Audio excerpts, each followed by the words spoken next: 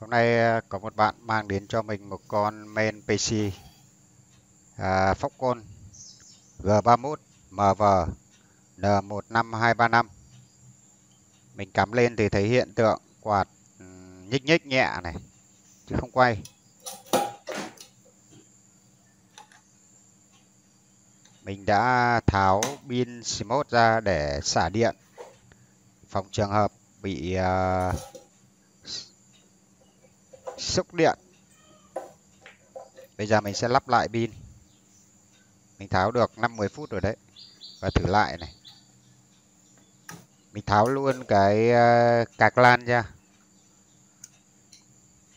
Con này thì sửa chữa rất nhiều rồi, bởi vì dòng main này thì nó cổ rồi. Đây là cạc lan cũng thay thế, cạc lan onboard đã bị cháy rồi. Vẫn không lên, quạt quay rất yếu. Có vẻ như bị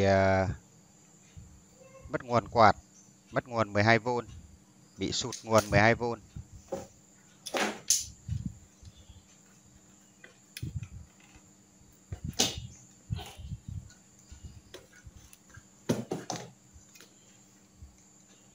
Giờ mình sẽ rút hết điện ra và mình xả điện.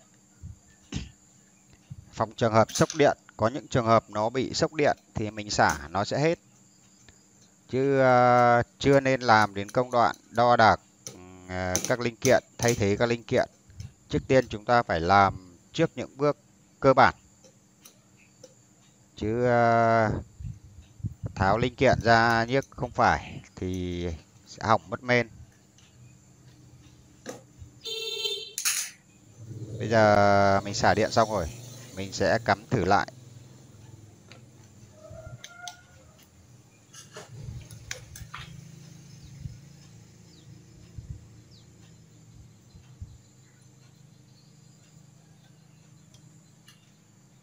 Mọi người nên kiểm tra rắc đúng nhá. Cứ cắm nhầm rắc nó cũng không lên được, mà có thể cháy. Vẫn nhích.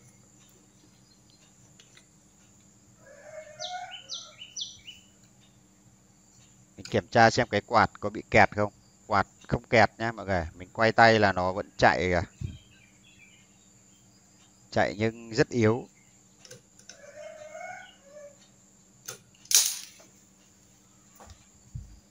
Bây giờ mình sẽ lấy một cái nguồn khác.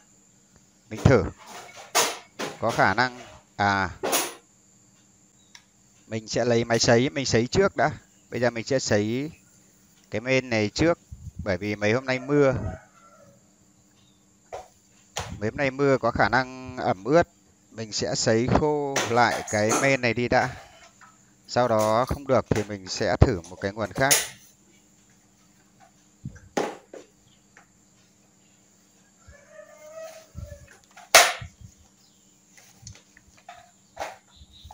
Mình sẽ lấy máy sấy tóc để sấy nhá. Rồi.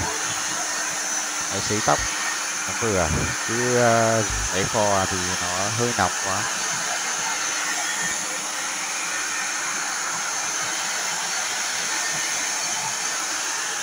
Mình cứ kệ vậy, vừa sấy vừa bật.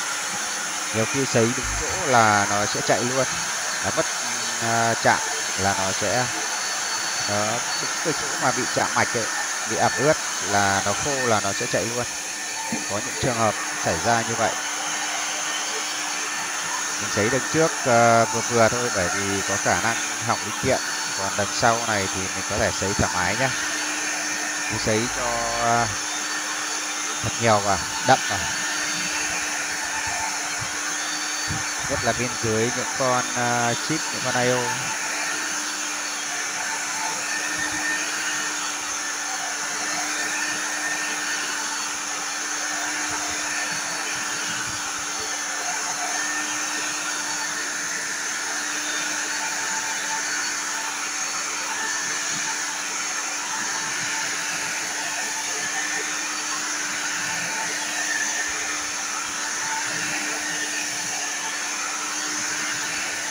Sấy đều cho được khắp main.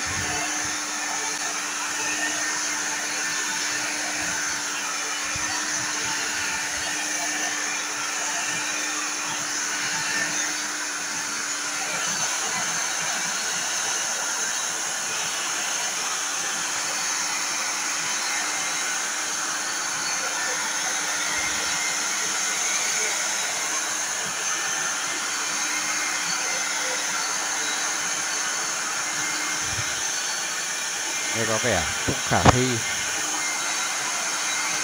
Mình sấy như thế này là cũng nóng lắm rồi đấy. Nếu có ẩm ướt là cũng sẽ khô rồi. Giờ mình kích lại thỉnh nguồn xem chạy không. Đây là hiện tượng này là nó chạy rồi này, nhưng mà nó chạy yếu. Có khả năng nó đang bị chạm mạch ở chỗ nào, cho nên điện ra không đủ. Thế bây giờ mình sẽ lấy một chiếc nguồn khác cho nhanh để thử. Cũng có thể chiếc nguồn này ra điện kém, mình chưa cần đo, mình có sẵn nguồn rồi thì mình sẽ lấy một chiếc nguồn khác thử luôn. Bởi vì đo sẽ lâu hơn là mình lấy cái nguồn khác luôn.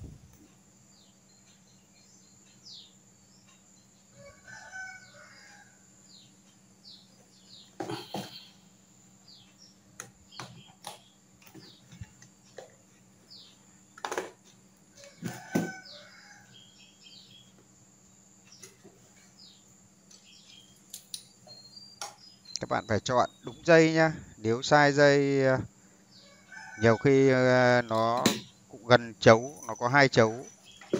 Nhiều nguồn nó có 2 chấu gần giống nhau ấy. Các bạn ấn ngược chiều có khả năng ép nó vẫn vào. Cho nên phải nhìn chuẩn hướng của nó. Chắc chắn nó đúng hướng. Quạt quay tít luôn nhá mọi người.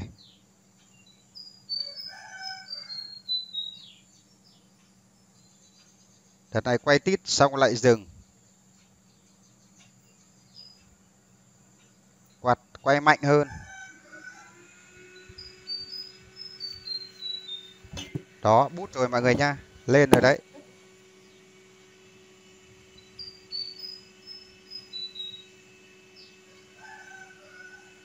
Như vậy là nguyên nhân chính là nó do cái nguồn bị yếu, bị sụt áp.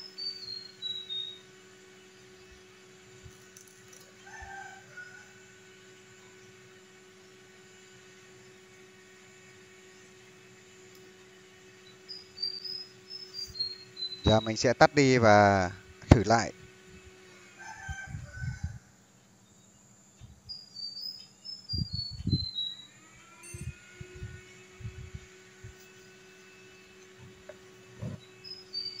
Đó, bút lên rồi.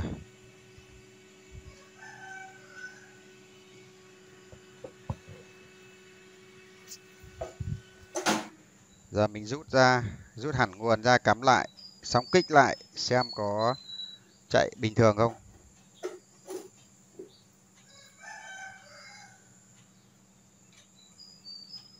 Đó, quạt quay khỏe luôn. Có tiếng bíp luôn. Như vậy chính xác là do nguồn bị hư.